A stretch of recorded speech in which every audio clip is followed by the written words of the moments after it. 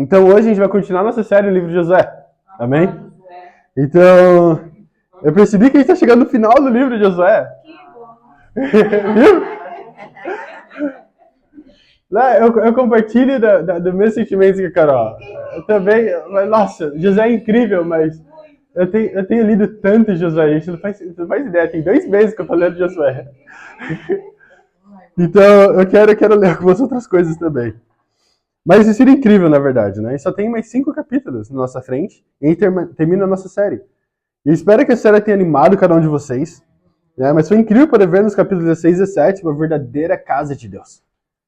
Que sim, Deus tem uma casa e que precisamos seguir a sua regra. Hoje a gente vai ler o capítulo 18, e se Deus quiser, até o capítulo 20, na verdade. Né? Então, mas tudo depende do horário. Eu também não quero ficar aqui 2 horas fazendo a mesma pregação. Mas você já sentiu indiferente? Como se, tipo, não importa o que aconteça, eu sou indiferente quanto a isso. Como algo que não tem de tanta importância. Como se não fizesse diferença nenhuma. Não importa o que aconteça, eu sou apenas seguindo o flow da vida, né? Ou então tem uma opinião formada sobre o assunto. Isso geralmente acontece com coisas de menor importância, certo? Geralmente não são com coisas extremamente importantes. Por exemplo, pra mim, eu não sou indiferente sobre os Phoenix Suns, que é o meu time de basquete que eu suporto. Então assista eles, eu não sou indiferente, quero saber o que tá acontecendo. Né? Porque é algo importante pra mim.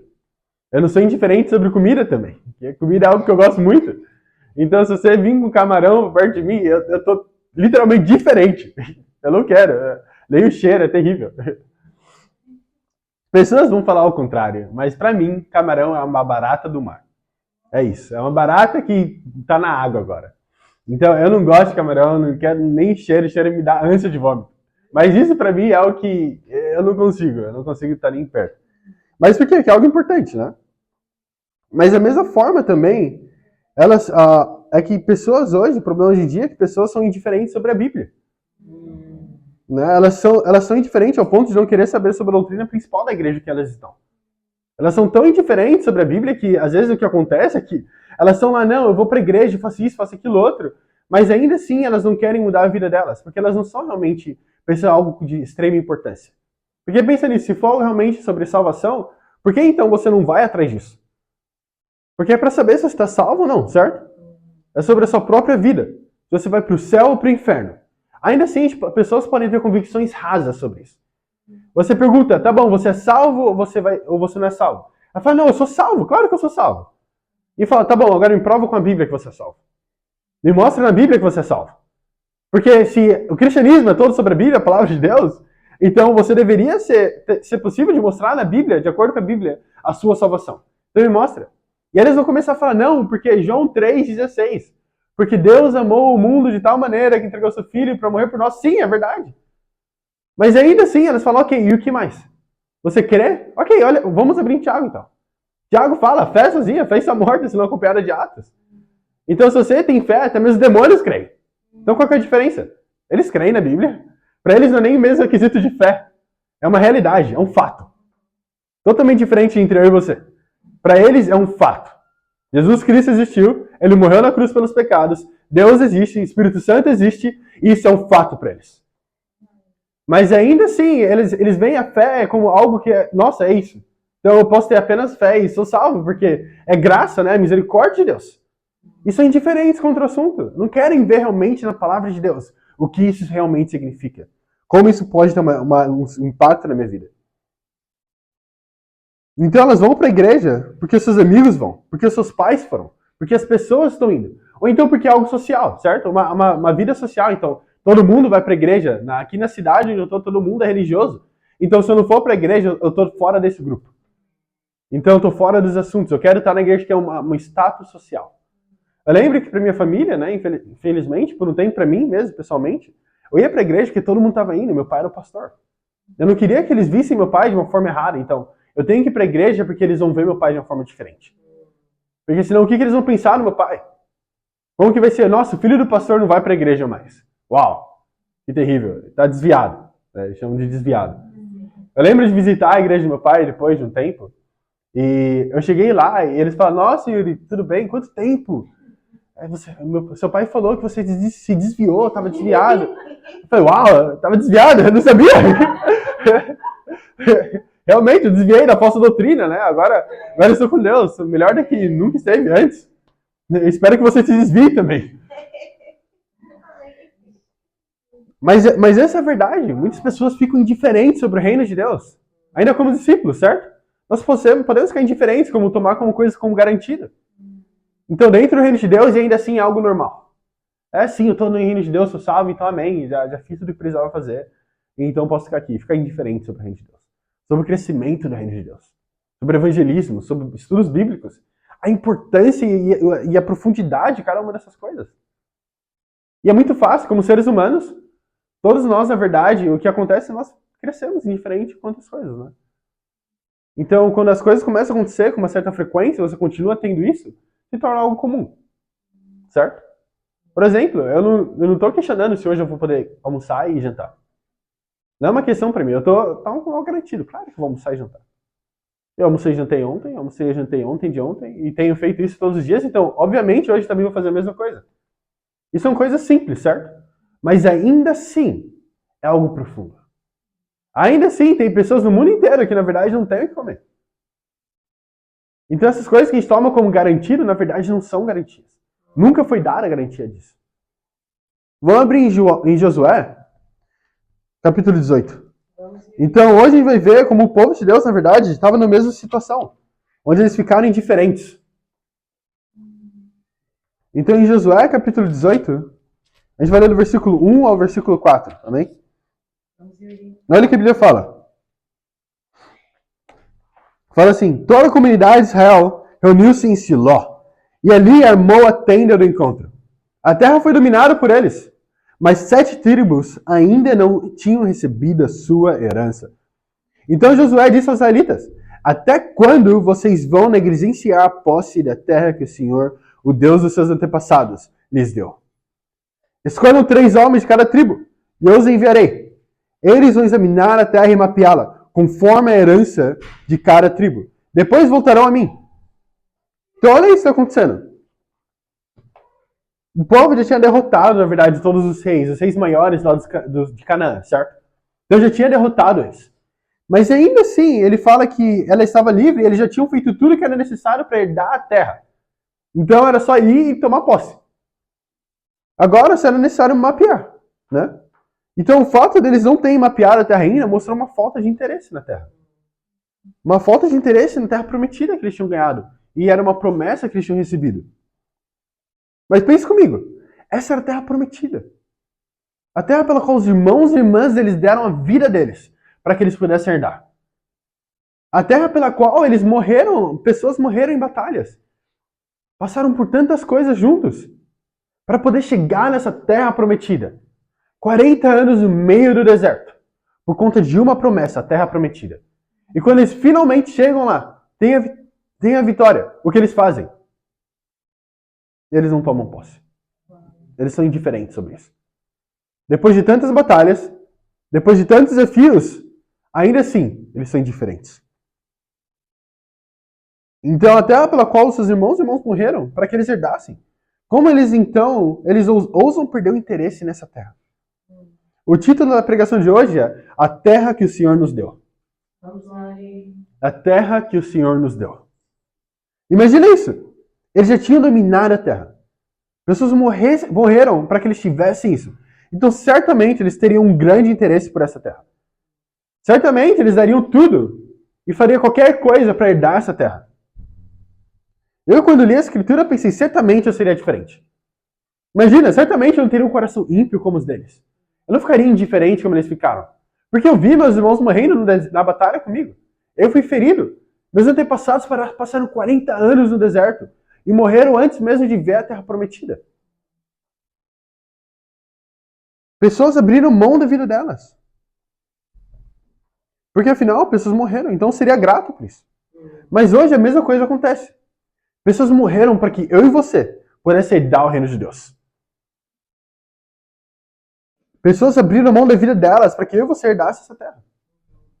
Crendo ou não, mas ainda assim a gente pode dar para o reino de Deus com indiferença. Imagina quantas pessoas não tiveram que abrir mão para ir no time missionário no Brasil. para que eu tivesse a salvação agora. E ainda assim chegar num ponto onde eu fico indiferente sobre a salvação. Fico indiferente sobre o reino de Deus. Fala, não, o reino de Deus não é a melhor coisa que vai acontecer na minha vida. Não, a minha salvação, meu batismo é algo muito pequeno para mim. Eu lembro de uma das primeiras frases que o Vitor falou ontem, depois do batismo dele, ele falou, tenho que gravar esse dia, que eu não quero esquecer essa data. E essa é a realidade, o reino de Deus é a coisa mais preciosa. A melhor coisa que pode acontecer na nossa vida é que é a salvação. Mas ainda assim a gente pode ficar indiferente. Porque a gente fica acostumado. A gente se acostuma com as coisas do jeito que acontecem. Eu acredito que o povo de Israel se acostumou. Ficaram acostumados com tantas vitórias. Ficaram acostumados com tantos milagres no meio deles. E eles chegaram no ponto de ficarem diferentes. A gente pode ficar aqui mesmo. Não tem problema, a gente não precisa ir mapear. Então, mas ainda assim a gente pode olhar para Deus com diferença. Podemos perder o zelo pela casa de Deus. Apesar de tanto sacrifício. Podemos nos tornar indiferentes. Indiferentes com a terra que o Senhor nos deu. Olha isso, vamos lá no capítulo 18 ainda. Mas vamos lá no versículo 28. Olha o que a Bíblia fala aqui, capítulo 18, versículo 28. Fala assim. Zela, Elef, Jebus, o que é Jerusalém, Gibeá e Kiriate. Eram 14 cidades com seus povoados. Essa foi a herança dos clãs de Benjamim. Primeiro ponto. Essa é a sua herança. Essa é a sua herança, a sua recompensa. É o que você ganhou por ter sacrificado tudo, o reino de Deus. Eu lembro quando eu era criança e recebi um presente. Eu lembro que uma vez eu recebi um presente dos meus pais. Acho que era meu pai chegou e deu pra mim e pro meu irmão gêmeo. Ele era um Max Steel. Não sei se vocês conhecem aqui, mas é um boneco. É tipo como se fosse um Power Rangers. Do mesmo tipo. E aí eu vi aquele Max Steel e eu não gostava de Max Steel. Mas quando eu recebi o presente, eu fiquei super animado. Falei, uau, um presente! Eu nem gostava de Max Steel antes, mas quando eu recebi, eu falei, uau, isso é incrível. Por quê? Porque era minha herança, era meu presente. Eu não lembro o que eu tinha feito, provavelmente eu não tinha feito nada. Mas ainda assim eu recebi aquele presente. Falei, uau, tem um presente agora. E esse era o coração, porque era um coração puro. Via tudo com uma tremenda alegria de receber. Não tinha impureza no meu coração que colocariam as coisas para baixo. Mas isso não é bom o suficiente. Não, eu quero mais. Não, eu tinha um coração puro, então quando eu recebi aquilo, eu falei, uau, que incrível. Estou recebendo um presente e eu nem trabalhei por isso. E essa é a realidade. Como criança, a gente entende isso muito bem. A gente não tem empregos, não faz nada, a gente só vive, come, dorme. E é incrível. A vida é incrível. É um presente de Deus. Se eu pudesse, eu voltaria aos meus 7 anos e ficaria lá para sempre. Mas ainda assim, certo? O que pode acontecer no reino de Deus é que a gente cresceu. E a gente conhece tantas coisas, passávamos por tantas coisas, tantos sacrifícios, que agora, quando Deus não dá uma bênção pra gente, a gente fica indiferente. A gente começa a criticar essa bênção. Será que isso é bom o suficiente para mim? Será que eu não merecia algo a mais? E aqui esse capítulo todo, que ele relata o quanto Deus foi grandioso. Se você lê o capítulo todo, ele fala das terras que Deus estava dando, no mapeamento e cada uma das terras. Então, quanto Deus quis abençoar o povo dele, cada vitória, cada batalha, cada sangue derramado, foi por causa de cada uma dessas cidades. Temos dezenas e dezenas de capítulos, na verdade, capítulo 1 ao 12, que foi basicamente, falava da extensão e tantas batalhas que eles tiveram. E aqui, esse capítulo, ele fala que era a extensão do território de Deus tinha dado para o povo de Deus. E ele fala detalhadamente. Eu fiquei pensando, uau, Deus ainda está mostrando para eles. Essa é a intenção da minha glória e do meu presente para você. Não é tão pequeno quanto você acha. E eu acredito que isso está gravado na Bíblia para nos mostrar a vontade de Deus. Que é nos dar por herança a terra prometida. Mas sabe o que é ainda mais incrível? É ver que Deus, apesar de querer nos amar e nos dar o melhor dessa terra, Ele ainda assim não vai forçar ninguém a isso. Então, apesar de Ele ter dado o melhor da terra, a terra que mana leite e mel, ainda assim Ele não forçou ninguém a entrar. Ele não forçou ninguém até mesmo tomar posse da terra. Eles entraram, ok, você está lá, mas se você quiser tomar posse, é sua escolha. Eu não vou forçar você a tomar nenhuma decisão. Você tem que decidir por si mesmo. A tomar posse, mapear a terra e tomar posse dela. Porque a sua herança eu já te dei. Da mesma forma é a salvação. Ele já entregou o filho dele para morrer na cruz, por mim e por você. Mas ainda assim, ele não vai forçar você a tomar posse dessa herança. Tomar posse da salvação. Ele quer que você escolha ele. Ele fala que ele nos escolheu, ele quer ter um relacionamento com cada um de nós. Com o mundo inteiro. Mas o que falta? cada um de nós, o mundo inteiro, tomar a decisão de realmente ter um relacionamento com Cristo. Olha isso. Vamos lá em Josué, capítulo 19, versículo 47, continua lendo aqui. O capítulo 19 fala as terras da tribo de Simeão, de Zebulon, fala das terras de Issacar, da tribo de Aser, Naftali, da tribo de Dan. E a tribo de Dan foi a que mais me chamou a atenção. Porque ele vai separando as terras e que ele fala, né? Josué fala no capítulo 18, no começo 19, que ele vai separar, né? Vão mapear, eles vão mapeiam todo o território que eles tinham conquistado. E aí agora o que eles precisavam fazer é ir tomar posse. Então é entrar e habitar naquela terra, certo? Mas aí a tribo de Dan tem algo muito interessante aqui. Então, no capítulo 19, versículo 47, olha o que a Bíblia fala. Mas a tribo de Dan teve dificuldade para tomar posse do seu território. Por isso atacaram Lecém, conquistaram e passaram ao fio da espada e a ocuparam. Estabeleceram-se em Lecém e lhe deram o nome de Dan, por causa do seu antepassado. Uau! O que está acontecendo aqui? Eles foram tomar posse da terra que tinha sido dada a eles. Mas ainda assim eles enfrentaram resistência. Quando eu li isso, eu fiquei confuso, na verdade. Eu tentei entender. Por que eles já tinham tido a vitória sobre a terra? Eles tinham derrotado os reis até a terra prometida. Então, de onde veio essa resistência? Certo? Então, como que eles estão achando uma resistência dentro dessa terra ainda? Eu pesquisei, historiadores falaram que apesar de terem derrotado os principais reis da terra prometida de Canaã, ainda assim, que é o que acontece, né? Josué 1 até o capítulo 12, ainda assim teriam como guerrilhas dentro dessas cidades pequenas e nas áreas rurais que iriam, na verdade, se opor a eles. Então, eles tinham menores que queriam resistir a eles. E eu pensei, o quão real isso é? Pensa nisso, certo? Para entrar na Terra Prometida, o que isso significa? O batismo, fazer parte do reino de Deus, certo? Ok, agora eu estou dentro da Terra Prometida. Será que eu não vou enfrentar nenhuma resistência? É a mesma coisa que nós agora como discípulos. Então, mesmo depois do nosso batismo, ainda assim terá resistência. Então, ainda assim eu fiquei pensando, mesmo depois de termos vencido a batalha contra a pornografia, quanto termos vencido a batalha contra a mentira, contra o orgulho, contra pecados que nos escravizavam antes. Hoje, ainda assim, vamos lutar contra as pequenas guerrilhas. Mesmo depois de Deus ter dado a nossa herança, que hoje não são terras e posses, mas a nossa salvação. Ainda assim, vamos enfrentar desafios e ter dificuldades. Como discípulos. Então, a pergunta que você tem que fazer para você mesmo é perguntar: qual é a dificuldade que você tem tido hoje? O que você tem enfrentado hoje? Qual é a sua dificuldade? O que tem sido difícil? Qual é a guerrilha que você tem enfrentado e visto que tem sido difícil? Sabe o que me anima? É ver que isso são guerrilhas. Comparado ao tamanho da mudança que eu e você tivemos que ter no momento do batismo, até chegar o dia do batismo, agora são guerrilhas. Então Deus quer que a gente ainda continue a crescer no nosso relacionamento com Ele. A única forma de ser treinado é realmente através da batalha. Né? Então, o que eu fui pensando é que por que eles estavam tão receosos de tomar posse da terra que pertencia a eles já? Eu fiquei pensando, nossa, se já pertencia a eles e iam enfrentar essas coisas, por que eles estavam receosos de tomar posse? Por que eles não foram mapear a terra antes mesmo de Josué ter falado para eles? Eu realmente acredito que uma das razões era que eles sabiam sobre as outras batalhas que eles teriam que enfrentar quando fossem tomar posse dessas outras terras. E qual que é a diferença dessa batalha com as outras? As outras batalhas de antes eles enfrentaram como? Com as 12 tribos juntas. Agora, quando eles vão tomar posse da própria terra, quem que vai para essa batalha? Eles vão sozinhos. A própria tribo. Eles não vão juntos, não é um grupo de pessoas.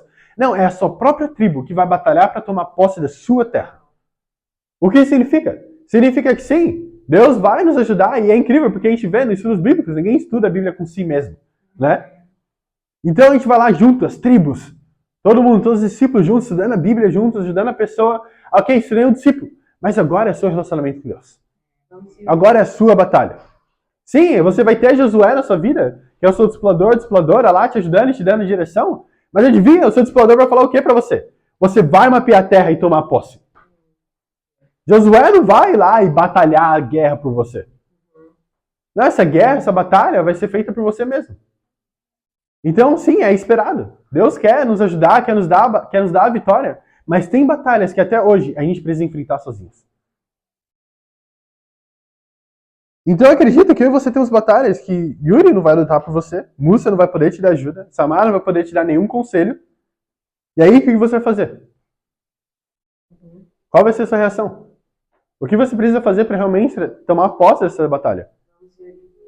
Eu comecei um pouco mais fundo e pesquisar o nome de Dan, na verdade. O nome, o significado do nome de Dan, eu falei, talvez não tenha significado porque são duas letras, né? D e A. Mas aí eu fui ver o significado no hebraico, é suplantador. Agora, se você me conhece, sabe que o português não é muito meu forte. Então, quando eu vi suplantador, eu fiquei pensando, o que é suplantador? Legal. Tava no hebraico o nome estranho, aí foi para suplantador, que eu não faço ideia do que significa. Então, eu usei meu amigo Google. E pesquisei o significado. E o significado é alguém que cumpre uma missão difícil, com rejeição e com muitas adversidades. Eu falei, uau, que incrível! Porque foi exatamente o que Dan fez aqui.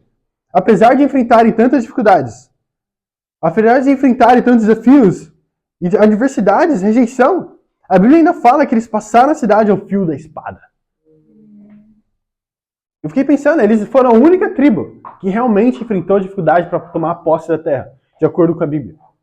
E ainda assim, fala que eles enfrentaram, eles conseguiram passar por isso. Mas da mesma forma, para mim e para você, a gente tem que fazer parte da mesma tribo. Mas tem que fazer a mesma coisa.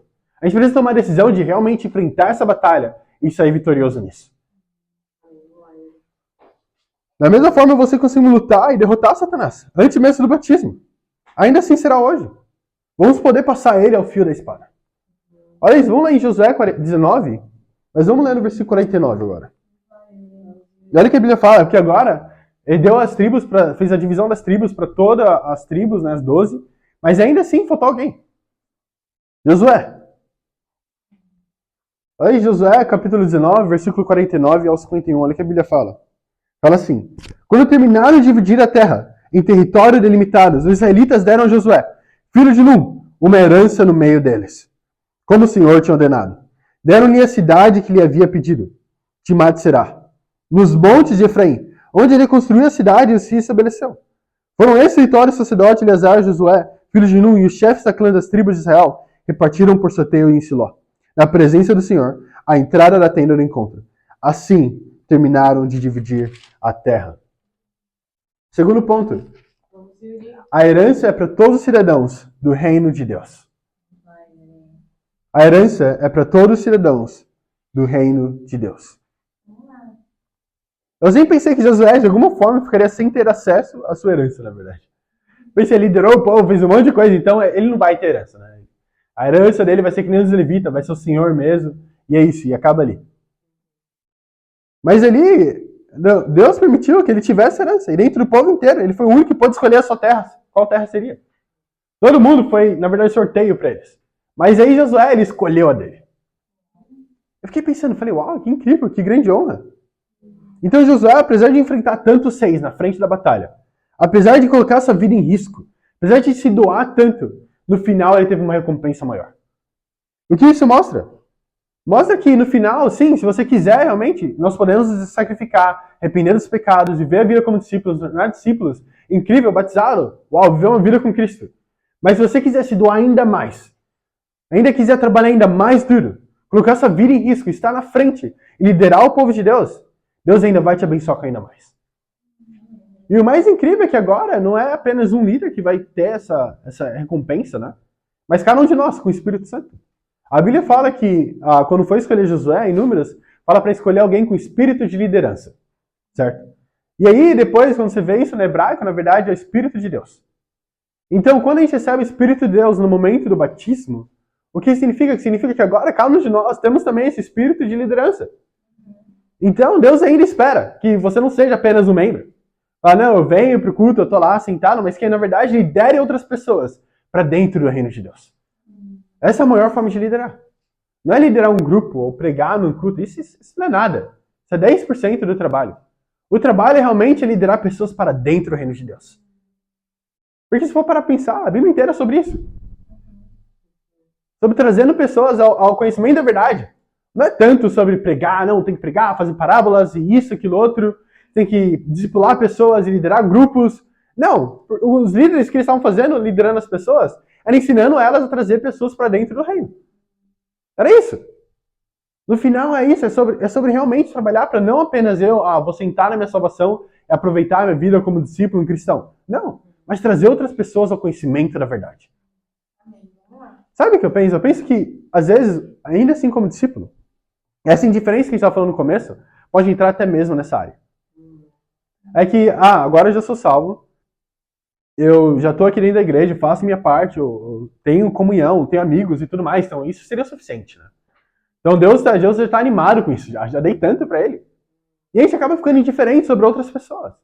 E volta a ter um caráter religioso. Onde pessoas vão para a igreja, entram, ninguém fala com ninguém sabe das dificuldades de ninguém quer realmente ativamente ajudar as pessoas a terem um relacionamento com Jesus Cristo. A mostrar a elas que, na verdade, o maior amor que eu posso ter por você, e vocês podem ter por mim, é mostrar o pecado no meu coração. É mostrar, Yuri, tá errado, você precisa mudar, precisa se arrepender. E é isso, essa é a maior forma que você pode me amar. Não é dando presentes ou falando coisas legais e tentando me agradar. Não, nada disso. E também para as outras pessoas de fora. Eu lembro que na igreja que eu ia, tinha o sábado do evangelismo. Então, a gente vivia como discípulo, evangelizava no sábado do evangelismo. Olha que incrível. A igreja inteira começava a ir fazer o ID no sábado do evangelismo. Então, segunda não era o sábado de evangelismo. Poxa, eu não vou evangelizar. Porque não é o sábado de evangelismo. Terça-feira, também não. Quarta, quinta, sexta, nada disso eu não fazia. Por quê? Porque era um dia apenas específico para viver como discípulo. Domingo também é o dia de viver como discípulo e vestir roupas bonitas. Eu lembro que eu tinha um problema com isso, né? Eu gostava das minhas roupas de vestir do jeito que eu gostaria. E aí meus pais falavam, não, você tem que ir lá, vestir dessa forma, tem que usar isso, tem que ir arrumado pro culto.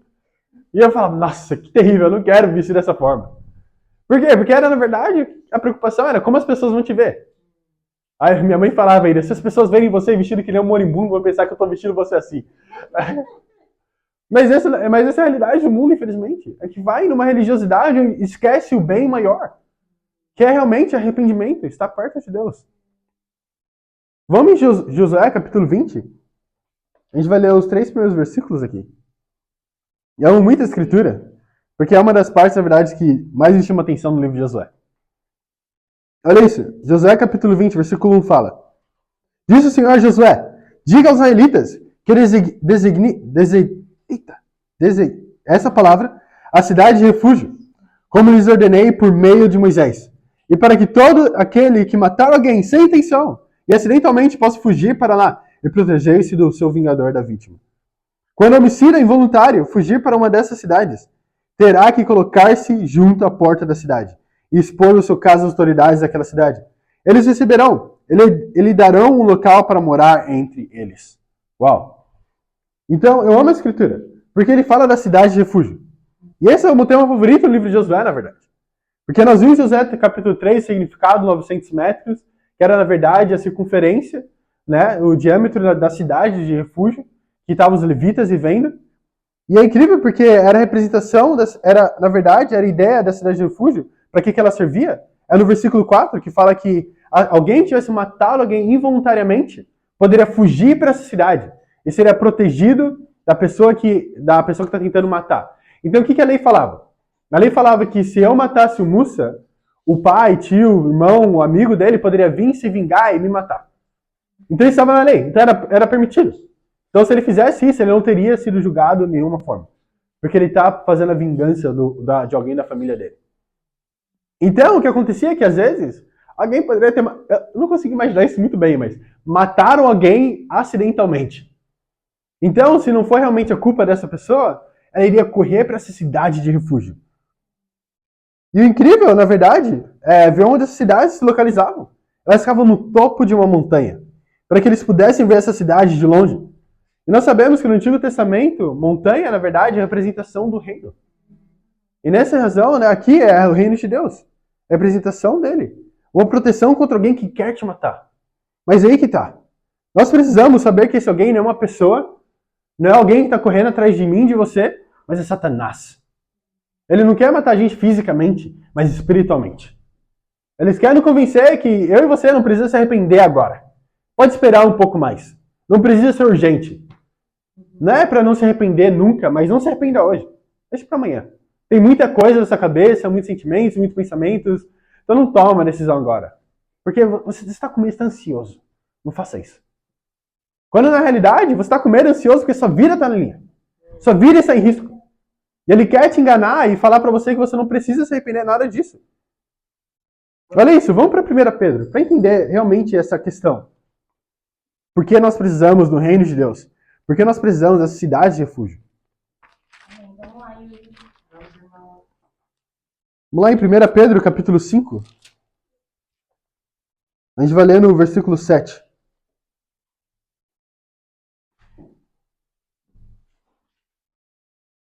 1 Pedro, capítulo 5, versículo 7, a Bíblia fala assim: lancem sobre ele toda a sua ansiedade, porque ele tem cuidado de vocês. E sejam alertas e vigiem. O diabo, inimigo de vocês, anda ao redor como leão, rugindo e procurando a quem possa devorar. Uau! Então Satanás está ao nosso redor para nos devorar, literalmente. Então ele não é o nosso amigo, ele não é alguém que está só ali passando tempo, não é alguém que só lança algumas tentações e fala mentira no seu ouvido. Não, ele quer na verdade te devorar. Ele quer te destruir. Então não é algo que possa esperar para amanhã. A Bíblia fala que ele está sedento pela sua alma. Então imagina isso. Qual que é a definição de alguém sedento? Alguém que não pode esperar. Na primeira oportunidade ele vai tomar uma ação. Não é o que pode acontecer. É o que vai acontecer, se você não ficar atento e vigiar. Então essa era a necessidade das cidades de refúgio. Ele está correndo atrás de mim e você para tirar nossas vidas. Ele não quer que você entre no reino de Deus. Essa é a importância de estarmos sempre juntos. Por quê? Porque fora do reino de Deus, nós não temos a proteção. Eles falam que, na verdade, uma das características da cidade de refúgio é que, se você está dentro dela, ninguém pode te tocar. Mas enquanto você estiver do lado de fora, adivinha? Você está suscetível à morte. Você lembra que ele fala, na verdade, antes do batismo, que eu e você, suscetíveis à destruição. Antes de fazer parte do reino de Deus, nós estávamos lá de fora das portas da cidade de refúgio, implorando por refúgio, por salvação, de uma vida de sofrimento, de dor, de uma mente culpada. Então, querendo ou não, lá fora, a gente estava lá querendo realmente entrar, querendo algum refúgio. E é por isso que, de alguma forma, nós decidimos estudar a Bíblia, certo? Porque eu tentei várias coisas, eu tentei de tudo, eu tentei amizades, tentei relacionamentos, tentei minha carreira, tentei dinheiro, tentei minha família, e ainda assim, nada disso foi suficiente. Na verdade, eu tentei tudo isso, e nada disso trouxe, na verdade, aquele refúgio que eu queria. Ainda estou passando por muito sofrimento. Eu não tenho esperança. Eu tenho a ansiedade de estar me atacando. Então eu preciso de algum refúgio. Então talvez ler a Bíblia vai me ajudar. Não foi porque você sentiu no seu coração algo incrível, um sentimento, nossa, agora é incrível, eu quero muito ler a Bíblia, ter um relacionamento com Deus, porque eu me sinto incrível hoje. Ninguém chega a Deus assim. A Bíblia inteira. Davi, o que levou ele para mais perto de Deus, ter mais fé, foi que ele enfrentou um leão e um urso. Imagina isso. Enfrentar, literalmente, fisicamente, um leão e um urso. Mas isso revela quem você é. Sabe o que é interessante? Sabe o significado da palavra Golias? É o que revela, né? Revelar algo. Então, o que é interessante é que lá, quando eles estiveram em frente a Golias, revelou o coração de todo mundo que estava na frente dele. Que na verdade estavam com medo. Não queriam enfrentar todas essas coisas, então dificuldades vão revelar o nosso coração.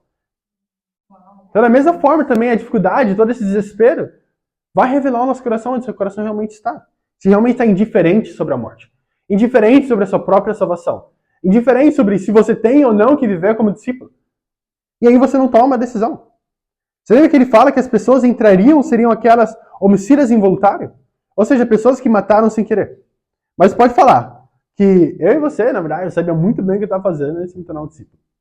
Eu tinha consciência disso, eu estava fazendo e sabia que era errado. Mas infelizmente nós não entendíamos a verdadeira consequência do nosso pecado. A gente não entendia realmente o impacto que teve o sacrifício de Deus na cruz. Jesus Cristo na cruz. A gente entendia, sim, Jesus morreu na cruz por mim e por você e tudo mais. Mas eu não temia a Deus. Se eu realmente temesse a Deus, eu não iria para todos aqueles pecados de uma forma de viver, realmente. Em Atos capítulo 17, a Bíblia refere sobre o nosso passado, antes do batismo, como o tempo da ignorância. Então, não como uma desculpa, mas como uma condição para entrar no reino dele. Isso é protegido. Mas a verdade é que aquele que sabe, ou aquele que não sabe, vão ser julgados da mesma forma, se tiverem a mesma vida. Talvez sejamos até mesmo como o Eclesiastes fala, né? Olha isso, vamos abrir lá em Eclesiastes, capítulo 12. Porque o que está acontecendo é que muitas vezes a gente já sabe o que precisa ser feito. O desafio já foi dado. Um irmão, uma irmã, ou então alguém já chegou para você com a Bíblia aberta e te deu o desafio baseado na Bíblia. Olha, você precisa viver de acordo com a palavra de Deus, precisa viver dessa maneira. Então você já sabe o que precisa ser feito. O desafio já foi dado, então o que resta? Tomar uma decisão. Olha isso, vamos ler aqui Eclesiastes capítulo 12, versículo 12 ao 13. Olha o que a Bíblia fala. Agora que já se ouviu tudo, aqui está a conclusão. Tema Deus e guarde seus mandamentos, pois isso é o essencial para o homem. Pois Deus trará ao julgamento tudo o que foi feito, inclusive tudo que está escondido, seja bom ou seja mal. Uau! Então agora, tudo já foi ouvido, tudo já foi falado. Então a conclusão, a decisão que precisa ser feita é o quê? Tema Deus e guarde seus mandamentos. Tema Deus e guarde seus mandamentos. Então depois de tudo isso, depois de ver realmente onde você está espiritualmente, o que você precisa fazer? Temer a Deus. Porque você entende onde você está. E guardar os seus mandamentos, que é obedecer a Bíblia. Viver conforme a Bíblia pede para que você viva. Agora, depois de centenas de estudos, tudo que Deus espera de você é uma obediência completa das Escrituras. Ele espera que você tema Deus e que guarde seus mandamentos. No final, é sobre isso mesmo. Deus tem uma expectativa de mim e sua. Infelizmente, o que é pregado hoje é que, nossa, você pode ter um sentimento só. Acredite em Deus, sinta Deus no seu coração, tem um sentimento legal, e é isso. Você está bem com Deus. Eu senti arrepiado no meio das canções, então é isso. Né? Agora, eu senti a presença de Deus. Por quê? Porque eu senti aquele arrepio. Então, realmente, essa é a presença de Deus. Mas em nenhum momento na Bíblia, Deus está falando, pedindo alguém para sentir algo. Na verdade, a Bíblia fala muito pouco sobre sentimentos como algo bom. Fala para você não seguir eles. E se você tem algum, falando ansiedade, né, que na verdade é de onde vem todos os outros sentimentos, fala para você dar aquela ansiedade para Deus, porque Ele quer cuidar de você. Então o que significa? Significa que não é sentimento que vai me levar para mais perto de Deus. Não é minha família, meus amigos que vão me levar para mais perto de Deus. A única maneira de ter um relacionamento com Ele é através da palavra de Deus. É a única verdade. É a única coisa que não tem como mudar. A única coisa que é imutável. Então não é o que eu falo, ou o que alguém fala, mas a palavra de Deus. Então o desafio é bem simples. Examine seu coração. E veja se se tornou indiferente com o reino, ou até mesmo com o seu pecado. Faça uma lista das coisas que têm te impedido você de tomar posse da sua terra. E para Deus seja dada a glória. Amém.